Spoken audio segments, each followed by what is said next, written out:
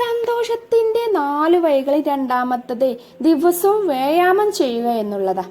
1 മണിക്കൂറെങ്കിലും ചുരുങ്ങിയത് വ്യായാമം ചെയ്യണം.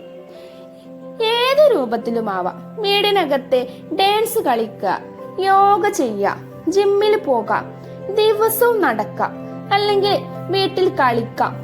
ഏത് എന്നതല്ല, ദിവസവും 1 മണിക്കൂർ വ്യായാമം ചെയ്യുക. വ്യായാമം ചെയ്യുന്നതിലൂടെ നമുക്ക് ഊർജം വർദ്ധിപ്പിക്കാനും പ്രതിരോധശേഷി കൂട്ടാനും സാധിക്കും. നന്നായിട്ട് ഉറങ്ങാനും കഴിയും.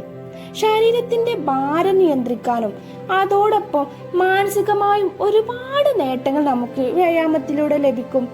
ഉത്കണ്ഠ, വിഷാദം, മറ്റു മാനസിക പ്രശ്നങ്ങൾക്ക് മരുന്ന് കഴിക്കുക എന്നതാണ് വ്യായാമം എങ്കിൽ നമ്മുടെ മാനസികാരോഗ്യം മെച്ചപ്പെടുത്താനും ആത്മവിശ്വാസം വർദ്ധിപ്പിക്കാനും നമ്മുടെ സന്തോഷത്തിന്റെ ഗ്രാഫ് ഉയർത്താനും ഈ ദിനേനയുള്ള വ്യായാമം നമ്മെ സഹായിക്കുന്നുണ്ട്.